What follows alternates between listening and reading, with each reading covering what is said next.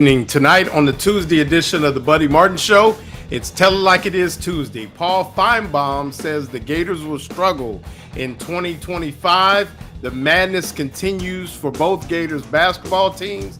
And later we are joined by 10-year NFL vet Kurt Coleman to talk about Pro Day. Head coach Kelly Ray Finley talks about the big win in Vegas in the WBIT. And I'm joined by executive producer of GatorBait Media and all things GatorBait, Brendan Martin, on this Tuesday edition of the Buddy Martin Show. Tell it like it is Tuesday. Let's go. Yes, it's time again for Buddy Martin. Call him up and tell him what you're thinking. But be kind because he's doing the best he can.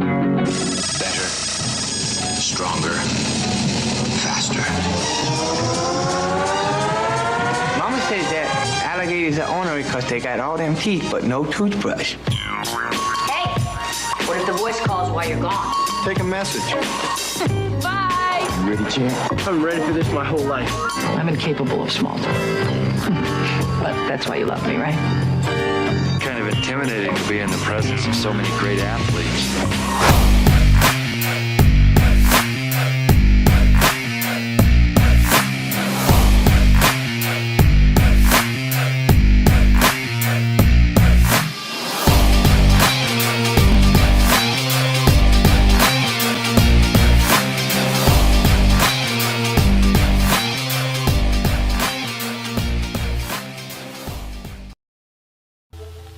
Welcome to the Tuesday edition of the Buddy Martin Show. I'm your host, Lauren Meadows, joined by executive producer of GatorBait and all things Gator Media, Brendan Martin. Of your life. Does everything. I do house calls. The madness continues. The Florida Gator men's basketball team makes the Sweet 16 for the first time since 2017.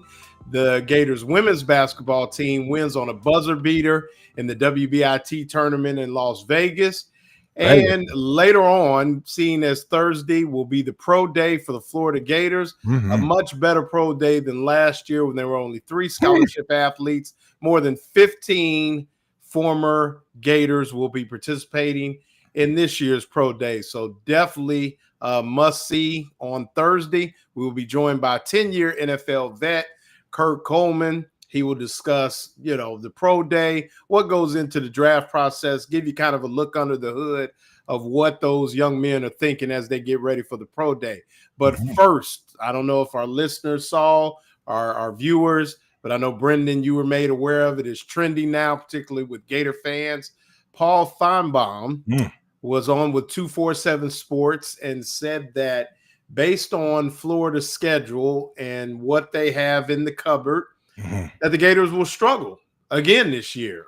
Vegas puts the win total at 6.5, and with games on the road starting September 13th at LSU, at Miami, the lone home game at Texas, and then out to College Station, that those 4 games are not only games that the Gators could lose, but according to Paul Finebaum, should lose. My friend, your thoughts? Let's see. What time of year is it? Let's see. It's March. Oh, yeah, that's right. About time for something come out of Finebaum's mouth that's negative. We want to say Florida. friend of the show as well, though. But we got look. I mean, I'm not saying anything bad. I'm just saying this is his thing. I don't think it's his shtick or he's like doing anything on purpose. I'm like. You're not as I think Paul's telling it like how he's calling it like he sees it. I think he is. And the truth be told, and all kidding aside, when he says something like that, you have to listen, because generally where there's smoke, there's fire kind of thing. Right. I mean, as a journalist, that's where you sort of lean in with it, right? Am I wrong? Right. So if Paul Finebaum, if he's kind of saying blah blah blah about this and that and all that stuff, I think that you have to give it some sort of due, I guess, and like look under the because he wouldn't just say that, right? Unless he knew something, and sometimes they say something. I don't think he's worried about ratings.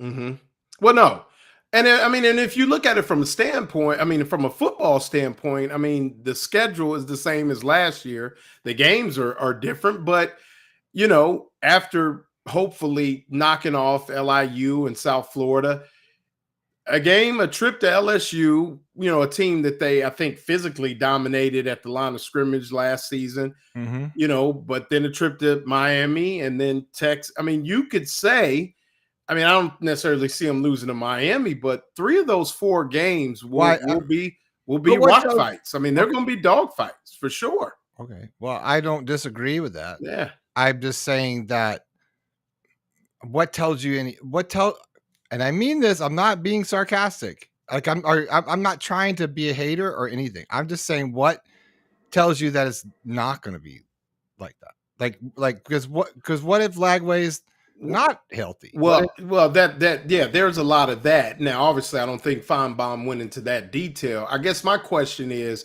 the statement was Florida should lose those 4 games.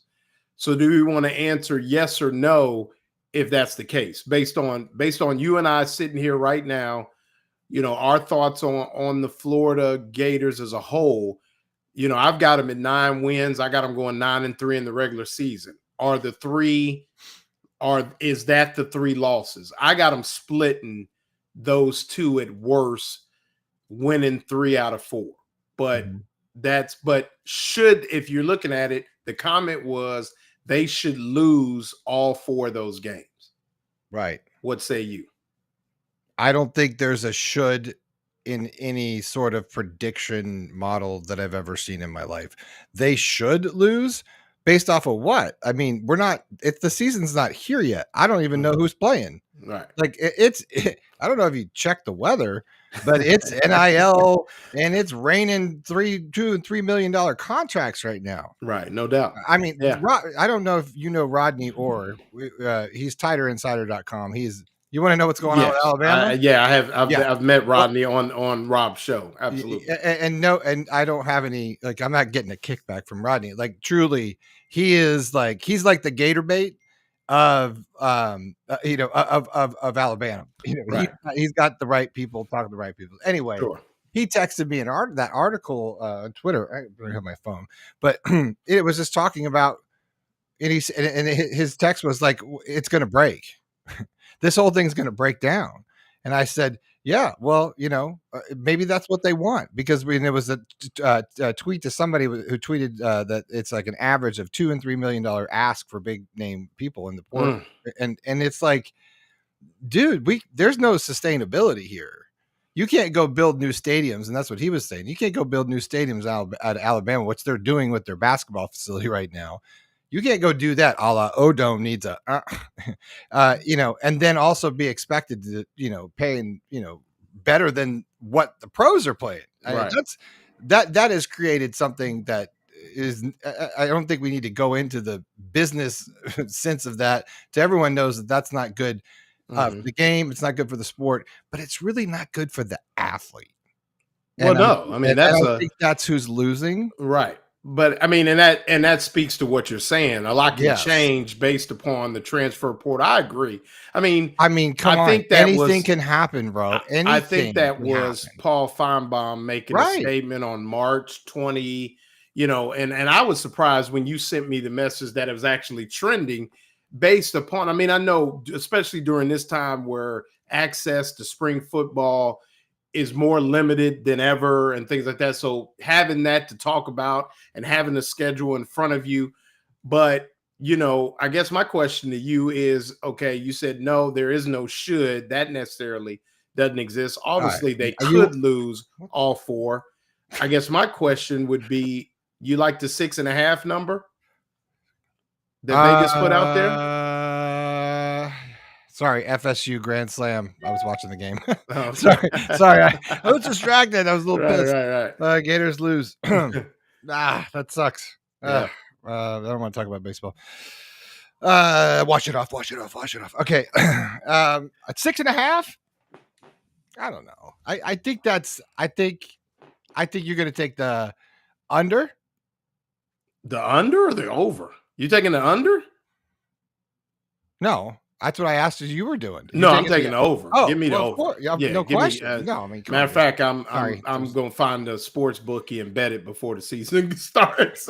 So yeah, I'm taking the over. Yeah, I would take Give me the over. Sorry, Yeah. whenever the Gators lose at anything, my heart, this little dagger in my heart there, is just Oh like, yeah. Well, they walk play off like wins. That relax. They hurts, play man. like 70 Uh, baseball games, Brendan. but Relax. there was a walk out against the FSU. I know, but they smacked them. Didn't we lose the FSU all 3 times last year? No, but a walk-off home run. It's just they just talk smack. Right, Anyways, yeah. I It's hate baseball. They play like FSU. 70 Whatever. All games. right, let's Yeah. move on. Let's You'll move be on. okay. And Paul Feim's he's gonna talk shit, and that's Paul Feim's thing. We all Mhm. know that. Right. And we're an easy target right now. The Gators, whatever. The easy target is Florida right now because DJ Lagway didn't, which I don't think is a big deal, but everyone's going to make a big deal of the fact that he wasn't in spring practice, right? So that's Well, he's in spring practice. Well, he's dressed and he's moving around and I saw him. No, I thought that there was you saw him? He's moving. He's doing all the handoff drills and all that. He's just not throwing.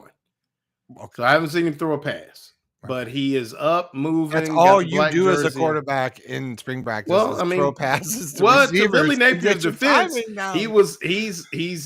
he said, and I hate it for people that look for that yearly pilgrimage for the spring game, because I got news for you folks. It's going to be a JV scrimmage. They're not going to play a lot of the big dogs. So I hope because this is the end of it, folks. Go for your last hurrah. Because I'm going to tell you, Brendan, but I'm going to tell you it's done. Right. If Billy Napier's here next year, it won't be here. I'm going to tell you, I hope they do the what do you call it, autograph session that they did on the field, because that's the only thing that's going to make it worthwhile if you're coming. But if you're somebody like myself who's a football purist and you like to see heads knocking, they are going to be extremely careful with this spring football. I can tell you that now. Very careful. For what? I mean, hey man, that's the way we're going. I mean, I think, have you seen some schools? I haven't seen exactly who, but some schools they're like OTAs now. They're not even buckling up, getting after it at all. At least Florida, I think, is still going to have quote unquote 2 to 3 scrimmages, live scrimmages, but some schools are treating it like OTAs. Yeah. I mean, that's what's going to happen and then other schools are just going to charge and gouge the fans. Of the only time that they get to go to any sort of a game is they can afford to go to a spring game, but it's not a spring game anymore. I get it. Right. No, but you know what? I mean, yeah, I don't know. It is if they did it like they've done in the years past, you'd certainly get a look at people, at least in like some live action. Yeah. No one's going full speed, but you see what you want. You see the sexy stuff, right? Right. That's what you want to see. You want to see the quarterbacks throw. You want to see how big everyone is. You want to see how fast everyone is. But I don't know. Well, you're gonna see Harrison Bailey throw. That's what you're gonna see. Like Todd Merck said, former Ohio State football coach. Ohio State is calling it a spring showcase now for a spring game. Shout out to Mergs. I talked to your boy Billy G today. Actually, he told me to tell you hello. So, shout out to Todd Mergs from Todd and Billy G used to work together back in the day. I know. I was like, I don't know Billy. Yeah, but I was going to pretend like I did because I didn't want to be a jerk, So Todd, that's the shout out to Todd Burrs. Yeah, no doubt. But I mean, I think that's where it's going, Brendan. And you're really, it's unfortunate, and I'm not sure. Maybe that's next week's topic. Well, next week's topic hopefully will be the Final Four, but it maybe when we hit that lull in between the Final Four and maybe the spring game, maybe the week after that could be, is NIL, is it a byproduct of maybe going towards that pro model where it is like an OTAs, except it's quote unquote not voluntary, and you just kind of you put the shells on and run around a little bit. I'm sorry, but I keep thinking about the Finebaum thing. I just can't stop. So, why would he say that? Right. So now I'm breaking it down in my head and I'm overthinking because I do this. And so I don't know, man. I just hope it's not something sour. I don't know. Well, I mean, like we talk about all the time. There's a lot. If you read the news, there's a lot going on everywhere with all sorts of stuff. The Rashada Mhm. thing's not gone away. Okay. That whole litigation's back up. So now there's a lot of allegations being thrown around and and that's what happens in when this style of court, and you could expect it. Right. I just don't. All that stuff is never sort of in my mind is never really gone. It just I kept told everybody this, but it's just it's just not gonna. I don't feel like it's gonna go away in some ways, and I just don't know. Is that one of those things that just ends around on you and bites you in the butt? But Well, here's the beautiful thing about it. We really don't have to worry about it until August the 30th when it comes to at least Finebaum's comments, because that's why you play the games.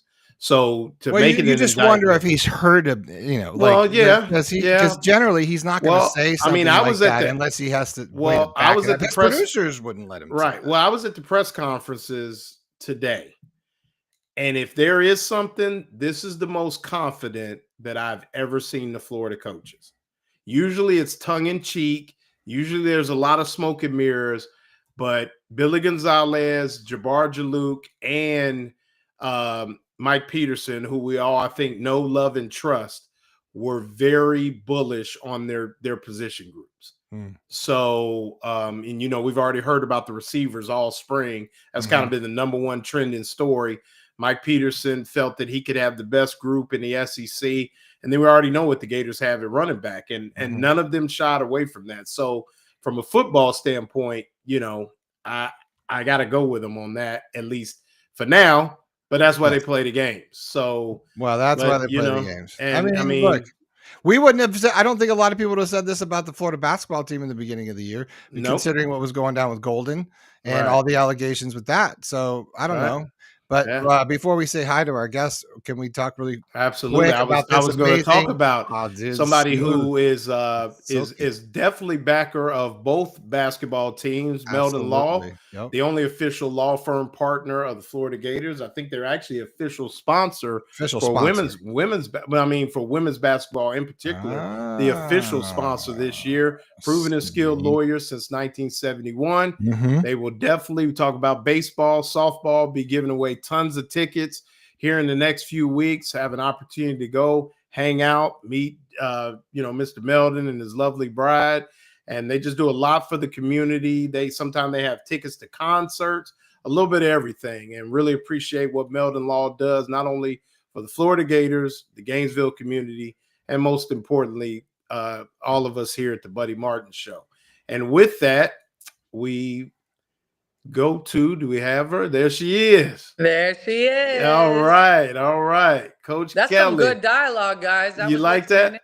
Yeah. Thank you very much. We appreciate that. And I want to give a shout out, obviously advancing into the WBIT quarterfinals, but I keep saying it because I really wanted to stick. I mean it. Best shoe game of any basketball coach, male or female, in the entire game. Kelly Ray Finley. Don't want to take that from the X's and O's. I think I need an NIL deal. Don't you guys think so? Man, you don't have one? I'm like, what? Come on. That's a no-brainer. Come on. NIL is just two different things. You know what I'm saying? All right. Our listening audience right there. We need a deal. Somebody work up a deal. Right. We'll get it up the line. Right. Yeah, no doubt. But no, appreciate you joining us, Coach. And what a big win. I mean, just talk to us about what that win meant. Quick turnaround. I mean, you guys played Thursday night, hopped on a flight the very next day, right? Yeah, right. And then Friday afternoon. Right. And then right to Vegas, Sunday evening game. And then from what I understand, it was a lot getting back to get back to Gainesville. But it was, but we made it. And absolutely. We don't want any handouts, so it can never be easy. But I was proud of our team. Flew on the red eye Sunday night back, got in here about 1:00 Monday afternoon. And several of them had night class and took care of their business and showed up and had a great practice today. All right. And just talk to us about that game and the back and forth, down 11 at half, and really went on a good run in the third quarter to get back into it, and just found a way to win with some great defensive stops. And I mean, it just a fun game to watch. And then obviously the knockdown, 3 by Kenza, aka Frenchie Salgas. and just a big moment for the team and the program. Yeah, for sure. First of all, thanks to everybody that was able to tune in and watch. UNLV is 4-time Mountain West champions, and that's a good conference. That's a team that should have been in the NCAA tournament as well. We felt like in this WBIT, there's 12 teams that were their conference's regular season champions that got upset in their tournaments. So it's a very tough field that we're going against, but just the poise and the composure down the stretch that our team was able to play with. You couldn't really tell on TV, but it was a loud gym. It was really loud. We struggled early on, kind of to catch our wind and maybe more so to hear each other, which is a huge step for us. Settled in at halftime. Going into half, Jariah Warren hit a bank three, and that was huge for us because it would have been a swing of, it's 16 instead of 16. It was 11. They shot the ball a little bit too early, but that's why you work on those special situations, right? And so every play mattered, but we really defensively started to get back into it. And then it just settled into the game as a whole.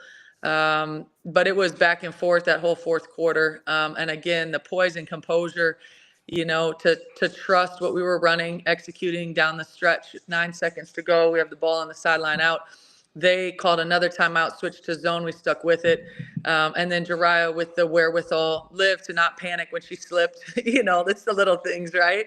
And then to find Kenza on that wing for the knockdown open shot. And that's a student athlete who's really earned that moment, in a lot of different ways. She, sat for quite a long time at Miami, and she's played a big role in our season this year just with her composure and her experience. Yeah, so kind of watching it here. Brenda's a whiz at getting the clips up. I like this. Yeah, but just kind of what you can't see is Liv's black eye from getting hit on this one. So, probably defensive play of the game, but it's a stop score situation, and Liv right here picking up. You're about to see her guarding. Their second leading scorer. We felt like was the head of their snake, right? And then the wherewithal to not only get the block, but then to tip it off of her out of bounds. That was huge. And so what you're going to see here is going down. You want to fast forward that, Lauren? Yeah, there we go. Okay, she's gonna lock up here, and it's gonna end up with a block. But it was a great defensive stance to lead to that game-winning shot.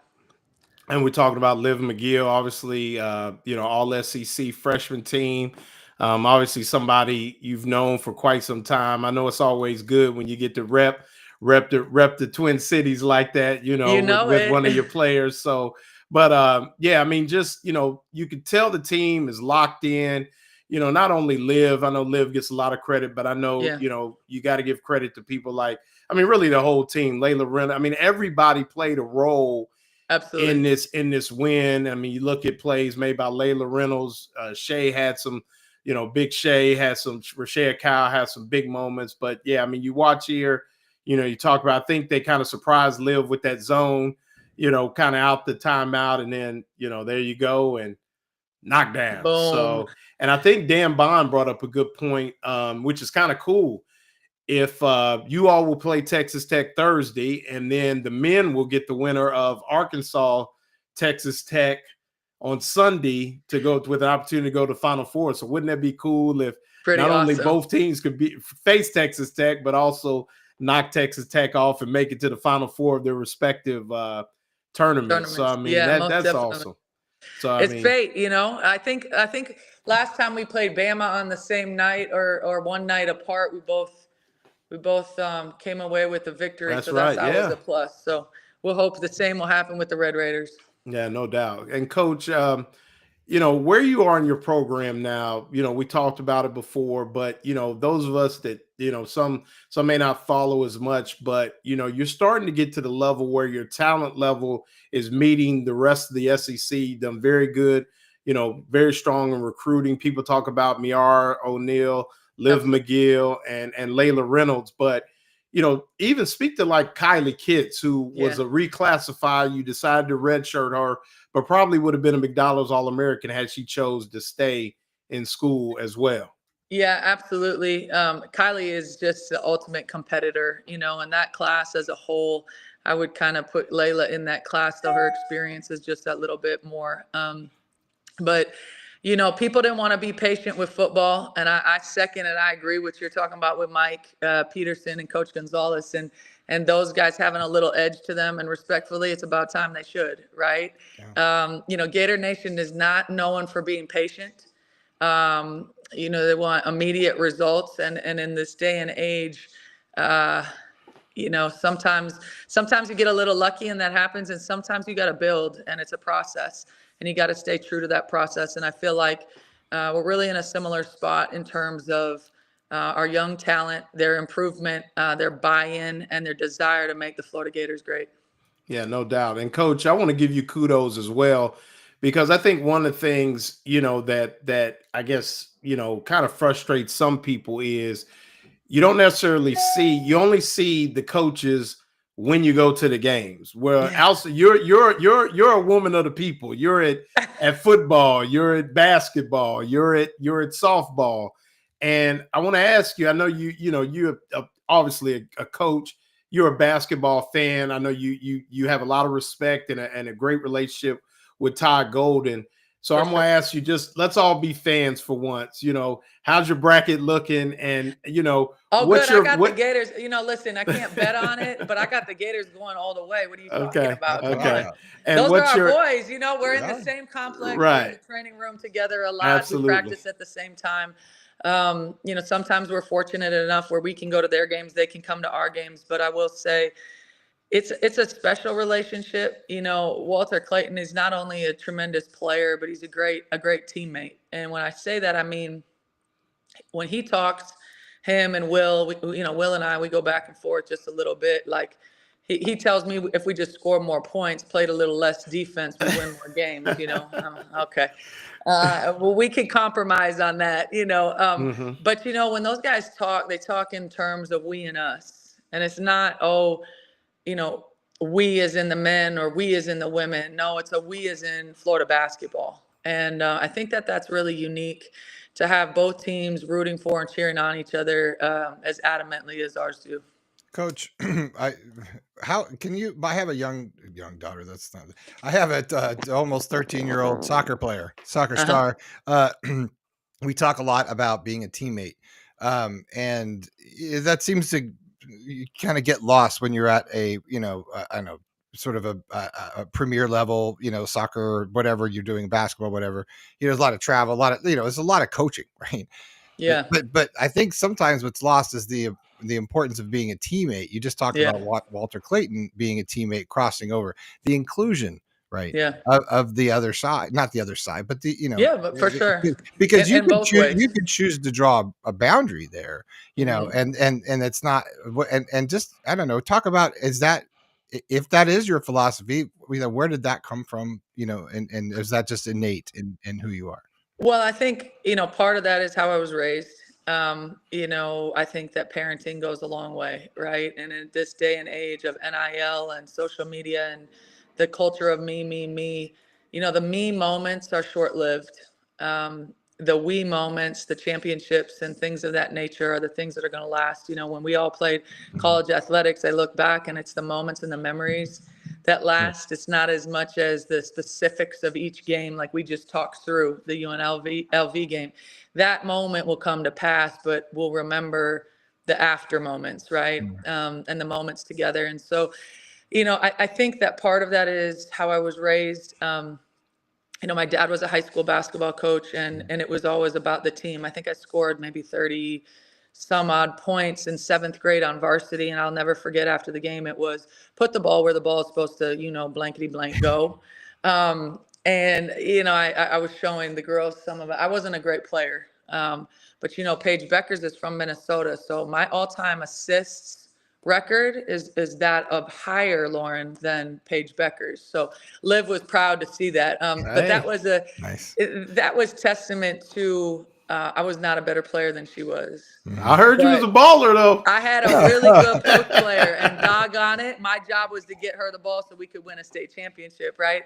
But then in terms of the Florida culture, it's really so much with our student athletes and us culture. The coaches set the tone. We all really support each other and want to find success in our respective areas. And it's just so special to have, Mouse is the Olympic team coach, and people of that caliber to share it's just knowledge, right? Because coaching is coaching, and we're all mentoring and teaching young adults, right? And to help them find the skills necessary and required for the next stages in life. And, it's no doubt that we're all on the same team.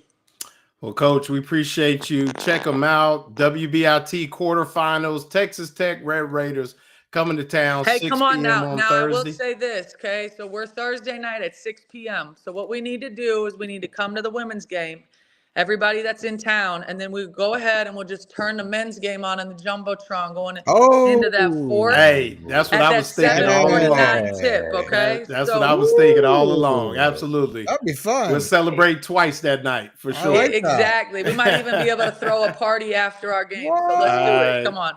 That's Well, appreciate you, Coach. Keep up the great work. Heck Thank of a you, guys. season, and good luck to you. And we'll see you Thursday. Awesome. Go Gators. Thanks a lot. Come back and see us again, Coach. Thank you. Thank you. Definitely.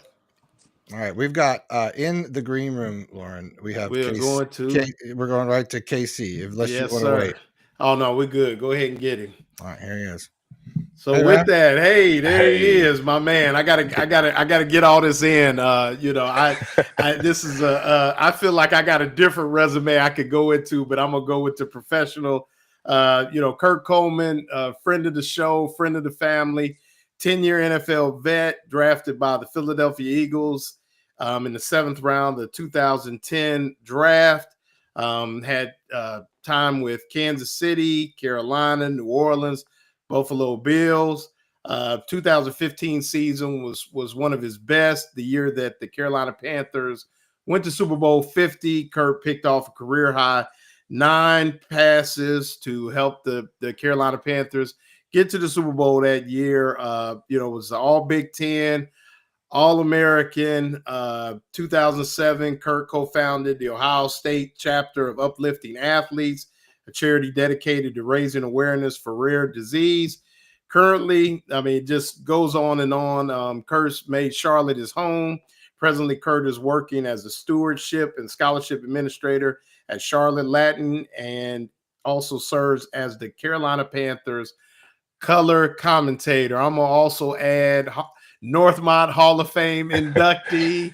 One of the best athletes I ever had the pleasure of being around, coaching. Excellent young intro. Man. That is comes an intro. from comes from a great family. It's like he read it up. He read it up himself. Ladies and gentlemen, Kurt Coleman. But Kurt Coleman. Right. So, we try to bring a different perspective on, and obviously Kurt, being a guy that played at a high level at the college level, but also spent a lot of time in the NFL, was obviously a part of the pro day, the combine, and all that goes with, getting yourself ready to go in that particular atmosphere. Florida, had a bit of a down pro day, Kurt, about last year. Only 3 scholarship athletes participated.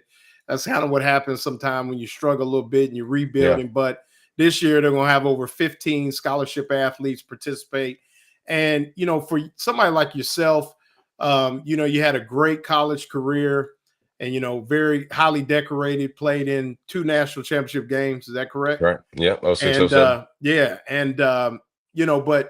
I think sometimes, a lot of people think you just roll out a bed, go run a 40 and do your thing. I know you spent some time in Arizona after you were playing, getting ready for the combine, things like that. But just take us into, the life of that and under the hood, and really the process leading up to the combine, leaving the combine, and then getting ready for a pro day. Yeah, I think the most important thing that I think people don't realize is, especially for those that are, and now you have the playoffs. So for us, you knew what kind of bowl game you were playing. And so at least there was a few weeks to kind of, so to speak, get your orders, get your affairs in order. And now it's like the sudden death. So having an agent in hand, so usually your junior year, you're really trying to field out your agents. Now you can kind of move that timeline a little bit sooner now with the NIL deals. So you can have an agent as an NIL doesn't have to be your official agent, but he can kind of sign and do deals with you, which is I think instrumental in guiding. Because as a student athlete, again, I'm putting emphasis on student first because guess what? You still have school. For me, Hmm. my mindset was I still had to graduate. That was something that I made a promise to myself, to my family, and I owed it to the school to be able to finish that as well. So you're trying to take your academics, but also you understand there's a professional window, and you don't know when that's going to close. So for myself, I had to figure out what I was going to do after the Rose Bowl game. So we went out to Rose Bowl to play Oregon. And luckily, my agent at the time was still kind of living in LA. He had connections in Arizona, a really good trainer called Ian Danny at PEP. And then for myself, I said, well, here's what I'm going to do. As soon as this game's over, I get one day to hang out in kind of like the Pasadena, LA area, and then I got to fly to Arizona. And I had to get myself ready. So I spent a week down there training, trying to get my body right. Unfortunately, coming out of that Rose Bowl game, I was dealing with an injury that I didn't know when it was going to heal. So I had to train. I took a week of training. I said, all right, build me a roadmap from here all the way through pro day. So that would have put me through the NFL combine, get me through my pro day, and then obviously I could figure out what team I'm with, and then they give you a strength schedule from there. But the unfortunate piece is I had to go play a Senior Bowl. So I had a week down in Arizona, then I had to fly down to Mobile, do the whole Mobile training with and see scouts, talk to teams, do all that rigmarole. Meanwhile, I'm still dealing with this injury. And the hard part was you as a football player, unless you're a track guy, which hey, Lauren, I'm going to say I still snub you because I wanted to run my junior year and you didn't let me. But No, I we thought could. you played baseball. You I did. you. I did play baseball, but you said you didn't want me to mess with the team chemistry. So I was like, look, we can table that for a different discussion. But um, but so you're going through a lot of things that you're really not accustomed to doing because football training and track training are two different types of trainings. But unfortunately, the way the NFL Combine's set up, you have to be able to have the type of burst, and it's coming out of the gates that the 10 meters, all the way through, and you're working on so many things that really don't translate into football, but that's what scouts want to see. That's what GMs want to see. So you're putting in all this time and effort to really perfect the three cone drill, the short shuttle, and then obviously the 40 is what people want to see. You've been benching, you've been squatting your whole life. So the strength is either going to be there or it's not going to be there. Your vertical, honestly, you either got ups or you don't. You can't really increase that in that short window. And the same thing goes for the broad jump. And so really it's really three drills that you want to see. And then obviously your positional drills, that's something that you have to be able to be good at. So that's something that you better be able to do. Otherwise you're not going to get selected. So my mindset was go down to Arizona, train, take this blueprint, and I'm going to work on it for the next 2.5 months. And I knew when I got to the combine, I was still ailing it with this injury. So I said, I'm not going to go out there and run a bad 40. So what I'm going to do is I'm going to do the DB drills. I'm going to do all the strength conditioning, all the stuff that they wanted to see. I'm going to meet with the teams, talk with all the scouts.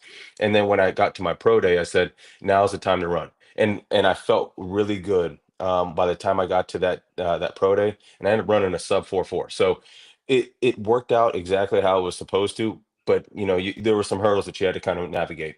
And that's what I was going to ask you. And I'm glad you kind of touched on that because I think sometime you see guys in there, they say, well, I'm just going to go for the interviews. I'm not going to test it all. I'm going to wait for the pro day. Is there a science? Is it usually injury related, or is it just gives you a luxury to kind of control the narrative if you want to? I know some guys may have, like you said, particularly now with the playoff, if I'm a quarterback, my shoulder's a little sore, I'm going to give it time to rest or what have you. Is it just that that's the one time that the athlete can kind of use his ability to kind of control the narrative, knowing that pro day is still available? Yeah, absolutely. But it can work for you or it can work against you. And I think that all depends on what does your college tape say about yourself. If Okay. there are question marks about you, I'm going to use an Ohio State guy right now, Will Howard. I think going into his senior year at Ohio State, there were a lot of question marks about him. Then you go through the whole season, they say, wow, this guy's a leader. This guy's tough. He's gritty. He's more accurate. He went from a 61% accuracy percentage to now he's over 75%. I mean, what is the difference? You see him in critical situations, want the ball, want to command the situations. But then it was a very short timeline. He goes to the NFL Combine, and it wasn't like he couldn't even hit the side of a barn. It was bad. He had a rough day. And I'm not saying that in a bad way. I really like Will. So would that have helped him if he said, you know what, I'm going to do these interviews. I'm going to do everything that you need, but right now my arm just needs a little bit of time. Come pro day. Now, obviously, the pro day is getting ready to come up for the Buckeyes, so I think he's going to be able to really quiet a lot of those naysayers about him. But still, now there's a question mark. So I think it can work for you or against you. Unfortunately, my hand was kind of it was kind of dealt for me. I knew that I wasn't going to be able to run the 40 that I wanted, and it was better for me to postpone my 40 than to run a bad 40. And then people are saying that he doesn't have the giddy up, he doesn't have the top end speed to be a DB in the NFL. Right now, in the combine, there's the interviews, correct? Yeah, But what I wasn't aware of, you then sit down again sometime prior to the pro day. Is that correct? With yeah, interviews again it and Yeah, you can. You have, and for me, like I said, I went to the Senior Bowl, so you already had. You're going and you're meeting with these teams. They're already assessing you. I was fortunate enough. I had the Detroit Lions staff, and they actually had some really good guys. Dick Duran, Tim Walton. I mean, some really good coaches that really I thought, wow, if this is what the NFL is like, man, I'm excited. Even though the Lions weren't that good, that's why they were down there in the Senior Bowl. But just to get a feel of what it was gonna, what the speed was, what the terminology was. And then obviously when I got to the combine, it was the same thing. And it's pretty cool. It's almost nostalgic if you think about it. They have this train station and it's really cool. And you can go into these club cars with these teams, or you can go into these hotel rooms. It's a really cool scene as a player. A little nervous and I think unsure of, am I meeting with the right teams? I see the first round picks, man, they're in there for a long time. You're kind of questioning some stuff, but at the same time, you just let the process handle itself because it really does feel like you're going through these extensive amount of medical evaluations. That is the craziest thing. You want to feel like you're an animal getting put on a gurney, getting ready to get, weighed, and it's every team wants to see exactly what injury did you sustain this year. All right, can you move it? And it's like I just told you my shoulder hurts, and they want to work it through every single rotation. So like I said, I was dealing with the injury. They wanted to see what kind of injury was I if I was telling them the truth. But then yeah, you have that opportunity from the end of the combine to your pro day. You can either fly out and see the team, or a lot of times coaches will fly into said Columbus, Ohio, and then they'll hold like a private workout. And so that private workout, they can host a few guys, and then they have an opportunity to meet with you and take you out to dinner. And it's crazy. Some of the stories that you hear from the coaches, they'll fly in and they'll meet with some guys, and it's I wish the players would understand this is a professional interview every chance you get. Instead of taking the mindset of, oh, they're coming to see me, this is my time. Instead of taking it that extra step, because to me, your impression, and a lot of times that first impression, it sells you or it hurts you. And if you feel like you got it or you're that guy, that's not what they want to see. They want to see the humility. They want to see that the characters, he can get on a board, he can draw the diagram of what play is this, and then what happens if they check or audible, if you get this motion. They want to see the intelligence, but they want to see the ability that you can really command a room, because that's what they want to see as time goes on. Because when they draft you, there's a lot of stock within that scout that scouted you, that GM that selected you, and then ultimately, can the head coach develop you? Because the way it works is you hope that the GM and the head coach have the same vision as far as how they want to build a team. But at the end of the day, that GM's going to press that head coach to play you if he drafted you. And if they're not getting the most out of you, or if you can't perform, then it's going to come back to the GM and obviously down the pipeline, down to the scout. So you want to be able to have a lot of things about yourself that can carry yourself again for the longevity of your career. oh, and the Gators, Florida Gators are set for pro day Thursday, March 27th. Starts around 8 a.m. Kurt, which in talking, I mean, you've been in this league a while now. You're doing color commentary, so I know you've talked to scouts, pro personnel guys, GMs. Have they ever given you an indication of what weighs more? A great combine, a great pro day, a little bit of both, doesn't matter, best number wins. Is there a formula of well, great combine could do you better than a great pro day. What is there anything or varies? I don't. I think the pro day will always. I think that the combine's really great for getting on a national scene. I really do think to really set yourself apart. And like I said, the one thing about the combine versus the pro day, and it really does depend on your school. When you're at a big name school, you're going to get the GMs and the head coach most likely at your facility. But if you're at and I don't, just a sub, not a Power Five school or Power Four school, you may not get the top guys. So then, like I said, you're getting those scouts. But at the combine, guess what? The head coaches are there, the GMs are there, the director of player personnel is there. So you have more eyes on you, which gives you a greater chance, which is why when you look at the statistics, I mean, it's about 90% of the guys that are drafted are at the combine. That's just, I mean, more eyes on you, more opportunity to be seen. But at the end of the day, you can have a faulty combine, but you can re-solidify yourself again at your pro day. You can't have both because that is it's confirmation, and that doesn't mean you won't get drafted. It just means I always look at that time of year. It's a devaluation. They're looking to devaluate everything who you are. And again, I'll speak about myself where the teams they looked at me, they said, "All right, you're 5'11. All right, you're not that prototypical big safety in the box." And at the time, I was under 200 pounds.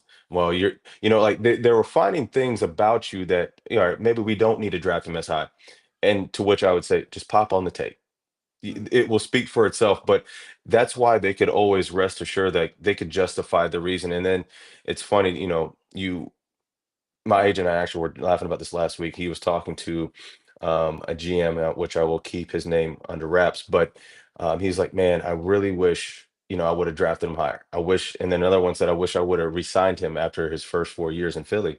And it was interesting because it's like you see me, but yet they're always looking for that next best thing. So, Mm. like I said, don't give them those things. You got to show out and you got to show up.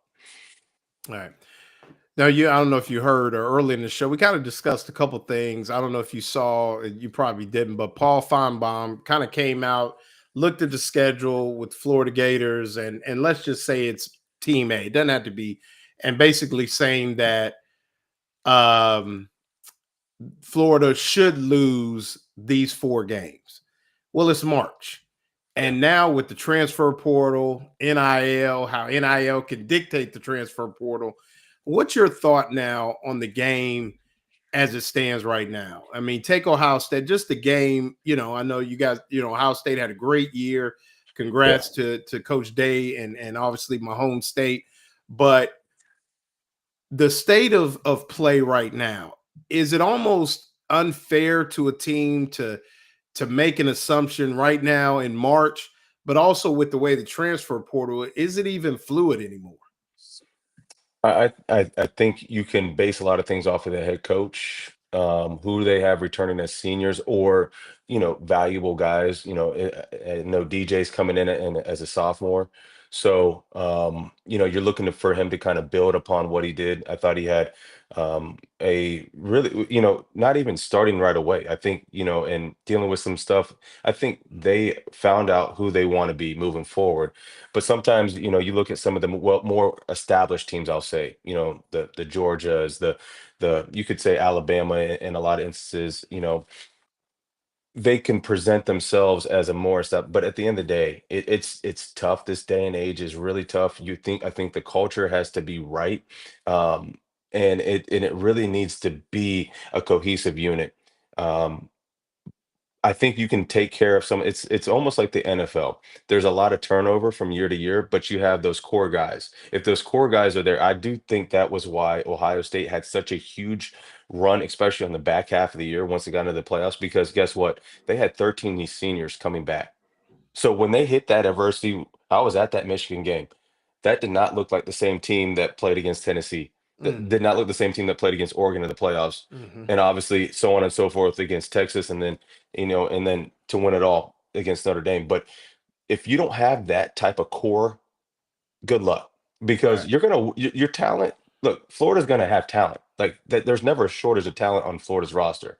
And Tress used to always say, talent is never enough. you got to have more things that build that team up. So when those games are tough, you're going to hit some tough games. You're going to have some spaces in the season. And I don't care what team you are, how do you ride that wave?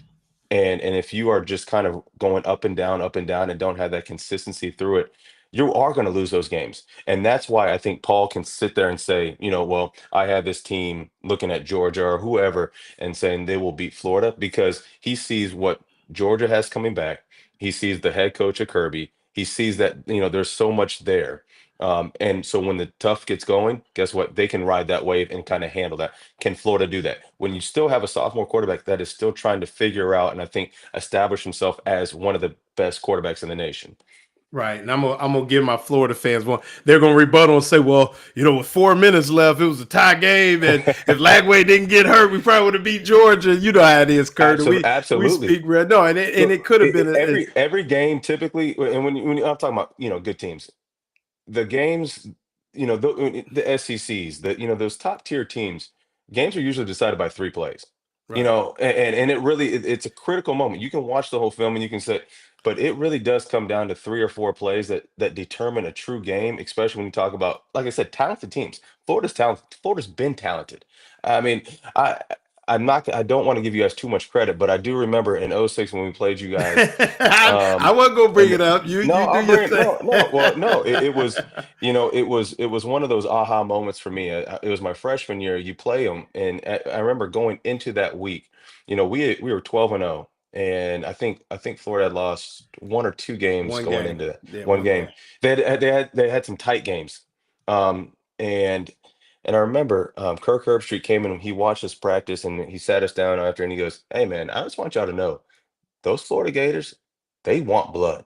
Like they are out. And we're like, yeah, yeah, yeah. Like, and didn't take it as seriously as we needed to, because we just figured out, hey, we're going to show up and we're going to win. But guess what?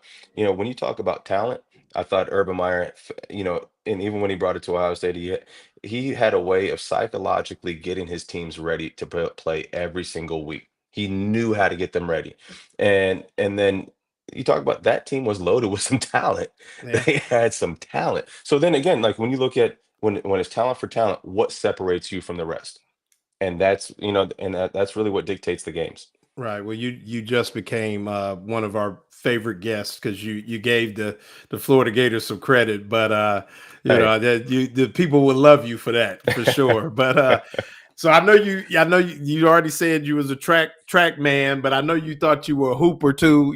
Son of a basketball coach, a very accomplished basketball coach, and I know you've been keeping up with the brackets. So before I let you go, how's your bracket looking? we're doing all right. I mean, so in my school pool, right now I'm sitting at the 11th spot. We're ready Okay. to make a jump. Depending upon how things. The team that killed me the most was St. John's. I did not expect St. John's. I thought they had a really solid team. I thought their defense was stout. But March Madness is so lovely. You gotta love Gotta it. love You it. you you gotta love it. And honestly, you know what? My kids, they're winning a bracket over here. They're gonna win some pool money, and I'm gonna take it, and we're gonna go out to eat together. So look, Okay. it's a win-win no matter what. So who you got in the final four? I have Houston winning it all. Okay. They again, I feel like, and so in my other bracket, I got Auburn winning it all. So Okay. I did not want to ride with the crowd favorite. I think Florida is looking tough, but they had a scare. They had a scare. So did they learn from the scare, and can they, but that's what it is. It's survive and advance. Right. You don't have to win pretty. You don't have to win by 40. Just get the win Right. and then Well, continue to advance. And I they know have you. Go ahead. that guard. No, that guard, Walter. He's a player. And then Yeah. they got that big guy, that center. I can't think of his name, but I mean, they have a really good team. Yeah. So I expect to see them go far. Well, I don't know if you noticed, a certain school you graduated from also actually offered Walter a football scholarship. I didn't know if you knew that. I did not know that. Yeah, he was like a four-star defensive back receiver out of Lake Wales, and made the decision to play basketball instead of football. And I'm almost positive he had an offer from Ohio State. So that was, that was I, interesting. I can't blame him. I mean, look, if watching him on film, it's like I get it. I mean, look, basketball careers, they're a lot.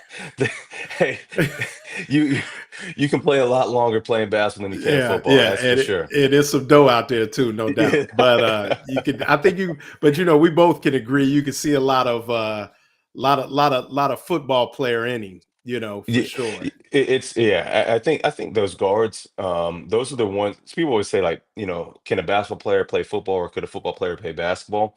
I mean, first off, I mean most football players, the tallest football player is a small forward in the game of basketball. That's Hmm. the tallest. So theoretically speaking, I mean, it's not gonna be a game just because of the height advantage. But I'll say this. Those guards like the Russell Westbrooks, those guys that are, around that 6'2", man, they can play some ball, and Yeah. you could see it very easily with the mentality which they play with the game. They're not afraid to really establish themselves in going into the paint and really taking the game to other people versus allowing the game to come to them. They just know how to assert themselves, and they make their presence known early. Right, right. Yeah, no doubt. And I mean, he always comes to the first of the list. If you ask a football guy which NBA player, Westbrook is always It's almost at the top of the list. It's almost absolutely uncanny that, yeah. So it's funny you said that. Even the guys that are on like ESPN and all that, they always say, Westbrook for sure. But I will for say sure. this, and you'll relate to this. I'm gonna hopefully say that Connecticut was, or UConn as they like to be called, was Florida's Centerville, so to speak. Don't. So, Oh, so I'm, geez. so See, I'm, so you are yeah, just you are just bringing a lot. so yeah. So I'm gonna say that because you know how well the way they tried to slow the game down and they Yeah. really tried to muddy it up. You played in those games, and Yeah. so kind of getting back to that. But yeah, I mean it's gonna be an interesting weekend. I was also surprised at St. John's, but I think the one good thing is I think the madness is back. After last year, it was kind of a ho hum tournament, but I think the Yeah. next two weekends are going to be awesome, man. But Yeah. Kurt, I appreciate you, man. Definitely having you on, one of my guys, and appreciate you coming on short notice, by the way, folks. So Hey, Kurt's always here to deliver. Say hello to Brendan Martin, Brandon, our how you doing? executive producer What's up, there. man? Thanks for coming Yes. on with us. Oh Appreciate yeah. it. So Absolutely. Absolutely. yeah, good dude. 10-year NFL vet. Started Super Bowl 50 at free safety. Go ahead, plug the foundation real quick, Kurt, before we let you go. Yeah, I mean, you guys can. So what I've done is I've started a men's wing at the Novant Health Agnes Bender Wisinger Breast Health Center here in Charlotte. We have all of the proceeds. So I do a football camp. You can go check out everything on my Instagram page, K4Cole20. And I mean, look, it's all about creating a greater impact in our communities. And so I hope that men know that they too can get breast cancer. And I'm also doing some stuff with the pediatric behavioral health, with all the rise in health and mental health crisis. So we're trying to make a difference here in the Carolinas. And when they talk about student athletes, guys, that's why it matters. This is somebody who, made the most of his athletic ability, but still kept education first, and you see the fruits of it. So appreciate you, Kurt. Tell your Thank lovely you, guys. family Thanks, hello, Kurt. man. Thanks, Kurt. Be talking to you Thank you, soon. guys. All right. Have a blessed Yeah. night. All right. Hey, before we go, I was just looking through these. I'm doing a deeper dive here on the Finebaum thing. You know me, just kind of checking Oh it no, we out. got time. You the boss. I We, well, we no, can roll a little bit. I just I think what's interesting about Feinbaum is sort of what his not secret sauce is. I think he looks at it more from a gambling perspective, per se, how he breaks it down. And I think that's very different than a coaching analysis, right? So I think that's sort of his little secret sauce to some degree, because he's gonna, and not to say nobody does that. I mean, of course, everyone's talking about what Vegas does, but I think he does his own work. And so when you look at the games, like, 4 games in mine, 3 of them on the road, right? Mm-hmm. Okay, so no, 3 hard wins. And, I mean, No, they earn them. They'll be earned. They'd have to earn them Miami's for not sure. a given, and No. and you look, and then he I'm sure he's going to look at, because think of it like if you were handicapping, right? You'd look at location, you'd look at historical reference, right? And if you look down, I don't know, I think different opponents like at LSU evenly matched games competitive for Florida. In Miami, I think Florida's barely slight edge. Obviously, Texas is disowns Florida, but I think he just breaks down these different things these different ways, and I think that's where he comes up with these things. And he's smart that way because he's trying to give some different perspective. I think it's easy for the media to extract it and then to say, well, it's because of this, and this. I mean, sure, anyone could look at that and say, well, those are tough wins. No doubt. No doubt. I mean, I think that, I guess my thing, I don't think Billy would argue with that. No. And I think that, like I said, and maybe we're just, mixing words. I think, like you said, the reason it's trending, I think, was the nut was should. I think that's what's going to stand out is the word should. That's exactly what he said. That he should. Yes, they should lose those 4 games.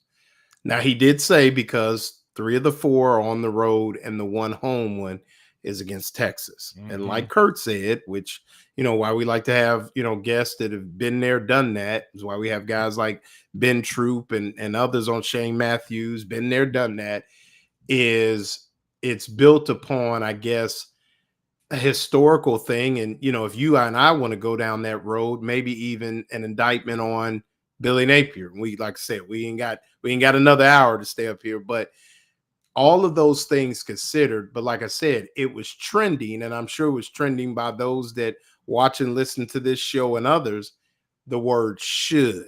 When you're looking at a team where a lot of people are thinking 9 wins or bust, when you say they should lose 4 games, that's I mean, I it's early to start talking smack from his pulpit.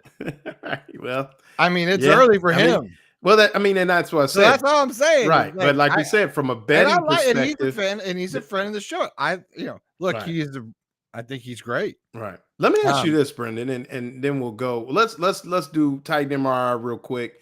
Then I want to ask you a question, then we'll do Rinstar and go home. But I want to ask you this question. All right. So let's throw up hold on. Let's talk about the good people at Titan MRI. Well, there you go. Well, I had this all done and then okay. Jump the fence. So but we'll get back to it. They said should, right. There you go. He should. Should lose all 4. I said should lose. Right there. Not even a big statement to say. No, he being but like he should lose all 4. I mean, that's not even I just hey, he's talking shit. I mean, straight up, he's just talking shit. Yeah, so should lose all 4, right? And and that's right at Billy because he's had it for.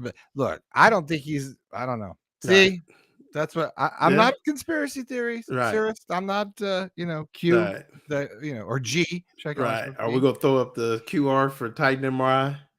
If people need to get themselves checked out, I need to get myself checked out. Yeah, you probably do. You got a bad back, too many podcasts. No, my daughter had a bad back tonight.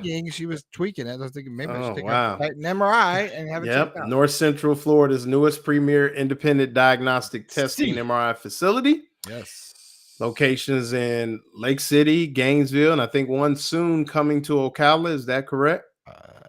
Yep.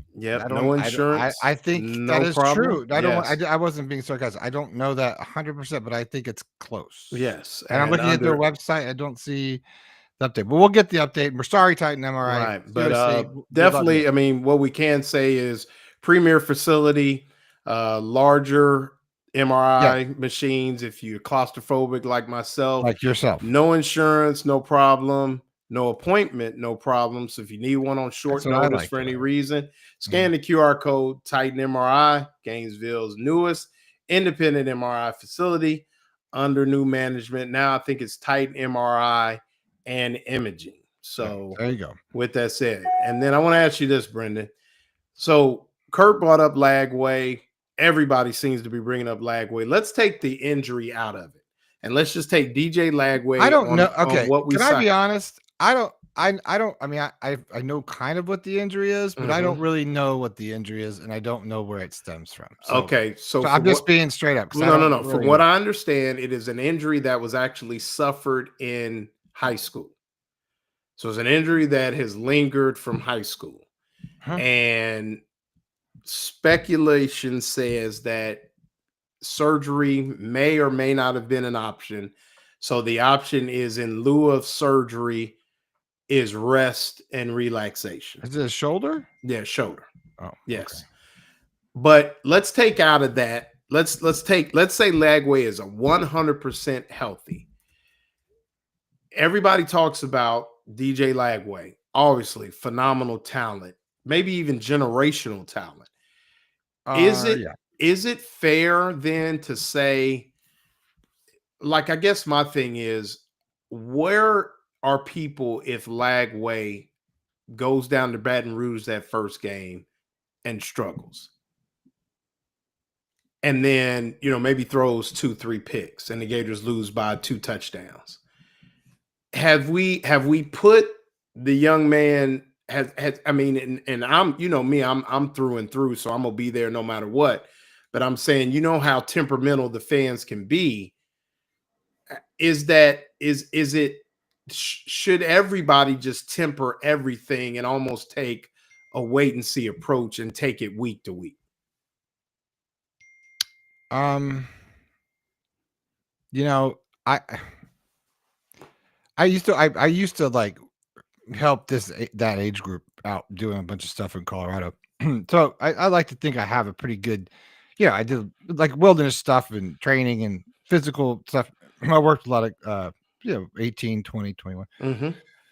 And that was back then. I know I'm old, but I think I like to have a pretty good perspective on it. And I'm going to ask you this, Lauren, and this is often what I did. When I talk to either parents or friends of parents or people or kids are having a hard time or whatever, I was just like pose the question back onto themselves, because like, well, what can we do? Or it's like, well, go back to the source and you try to figure it out, right? So it's like, what would you, a young Lauren Meadows, do if it was you at that particular juncture with that amount of opportunity, but then at the same time, now the sheen is gone, right? Nobody expected you really to do it, like, go out and light it up one way or another. I mean, they did, but they didn't, right? Mm-hmm. They certainly were going to give you a pass because it was your, freshman year. But now that's done, and now you're the man. All right. Well, so how does that feel walking around an awesome campus and all that kind of stuff? And now your coach was your beloved coach, and I'm not talking smack about Napier, but now there's all this, it's always this in and out, the negative. I know it's hard to stay away from, I know, but that's a lot of noise, and that's a lot of pressure. I don't think we'll know that answer really until we see him go through it. Okay. Because I think because that's a great answer. I just don't know I say man, but you don't know the mettle of a man until you see him in the trenches. And we've seen him in that trench, but I think what I've seen in the intangible moments, right, the ones where no one's looking, I feel like he has magic. Absolutely. And I think he looks, and he always is thinking about his teammate, and he's always thinking about the other person. He gets that whole thing. Right. And I think if you believe in that philosophy, I believe you're going to be a champion. Okay. And I would agree wholeheartedly. And I would even go a step further. And I think sometime we need what's that disclaimer? Maybe you need to make one where the thoughts and opinions expressed do not. This is more of an open-ended question, in the fact that I know for a fact DJ Lagway has a very strong and impressive village around him, starting with mom and dad. And I think that's important to say that. And then number two, and he's built that village himself. Right. And which is important to note. Correct. Well, and mom and dad helped build it. I mean, mom, regardless, right. He had a say in that process, because he's already, his parents taught him for this moment. Right. Absolutely. So, but I'm asking the question not as Lauren Meadows, as Brendan Martin, fans of the Florida Gators, even fans. I'm saying, will if, which I doubt it will, but if it just came to me like, what if this doesn't work? Mm-hmm. What if this doesn't work? Mm-hmm. I.e., just you've been there. There have been quarterbacks that, this is, and it didn't work. Mm-hmm. And because of everything that you have going around it, you know, is it something that, you know, it can, you know, Come can on. it Come come on. out of, I mean, You I'm can say it. just yeah. Yes, Lauren, it can. Absolutely. Because this team without DJ Lagway is not as good as they are with DJ Lagway. Right. And I think that's the nice way of saying that. Right.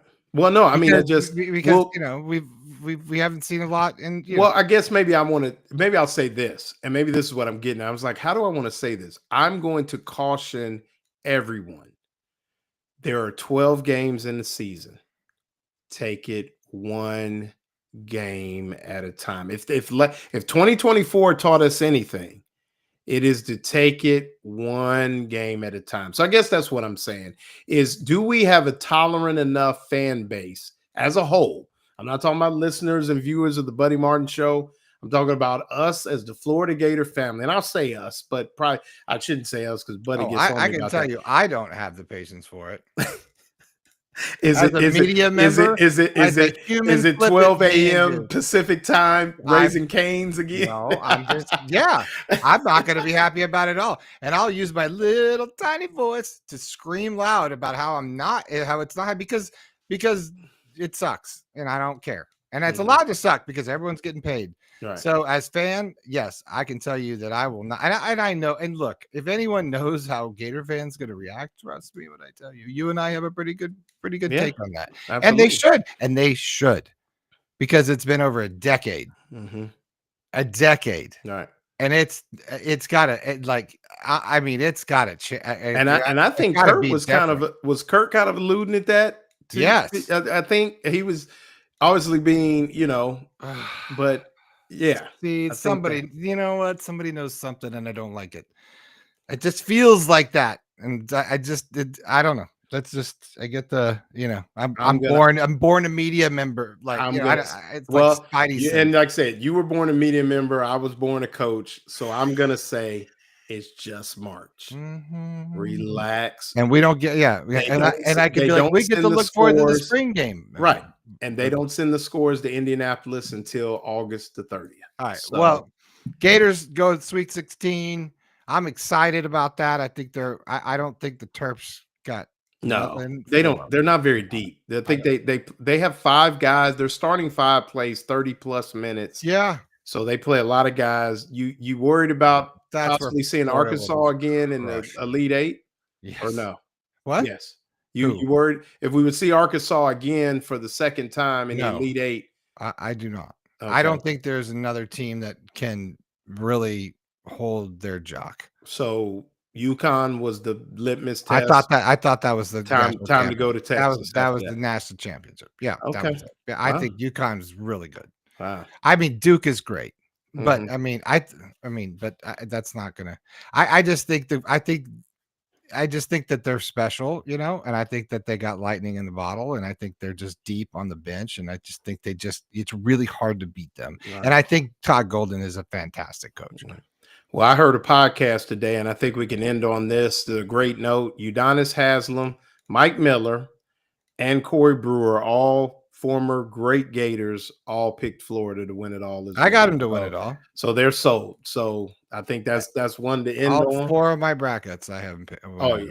Well, yeah. I got. Well, I think they will. I think they're the team to beat. So they know, and what I like is they play your way better than you play your way. Well, that's okay. You know what? It's like old school smash mouth football, right? It's like, you know, I'm going to run this right at you. Right. We're not going to even pretend, but my guys are going to just beat the bricks off of your guy on the other end, and we're going to blow you off the wall. That's the ultimate, like, you know, win, right? You just completely, like, at all aspects of the game you lose. So I think the Gators are like that. I just think they just beat you endlessly. Hopefully we can have a celebratory talk about it when we see each other again. That'd be great. Yeah, it would be. Let's just manifest. Ready? Gators national champion. Dude, I mean, it honestly. Hey, I got tickets. I'm going. If the Gators make it, I'm going. So you know I'm with it. I already got my going with? ticket. Who Got are a you place going to with? stay. Who are you going with? Everything. We got some friends out in San I Antonio. have So some friends in San Antonio. like- I have friends in San Antonio. Oh, you probably got to stay here and coach soccer, though, don't you? I don't coach soccer, dude. Oh, I thought you were. They would not let me coach.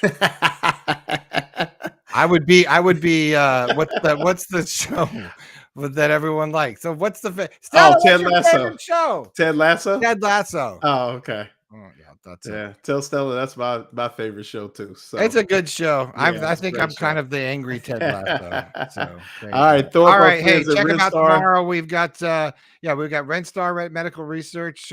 Seeking tomorrow's That's, answers for the health questions of the day. today. Absolutely. And check them out at renstarmedicalresearch.com. You can click on that QR code as well. That'll take Absolutely. you right And to there. appreciate And tomorrow, Rob Brown and myself, I will SEC be sidelines. You know who we got on producing tomorrow? that show. Do we know? Let me look. Let me look really And then I fast. think tomorrow night Well, we've got two shows. Well, we've got several shows tomorrow. Well, and then on the Buddy Martin show, I know we got Ali Peak Wilbur No, I don't know. and Kevin Brockaway, I think. Yeah, That'll be good. And then tomorrow we have Auburn Undercover live. And I don't know who the guests are there, but we're going to be talking to, I think, Kevin Skarbinski, Ronnie Sanders from Auburn Undercover. So all you Auburn folks, check that out because we are excited to be working with those guys. They're really good dudes. And as we expand this ADD podcast network, I think that's what I'm going to go with. The ADD podcast network. Yeah, no doubt. Well, all right, you got anything else, Lauren, tomorrow? No, sir. I think I'll be chilling tomorrow, watching Ali and Kevin, obviously getting good insight. I'm actually driving to UCF for Florida softball. So Florida Gators take on UCF. All right, man. Well, good to do the show with you. Oh yeah, absolutely. Appreciate everybody. Appreciate you coming out. Don't forget to check out GatorBetMedia.com. Check out the chat for the QR. So. Article coming tonight from yours truly. Nice. Oh, all right, look, there you go. Check us out. Later.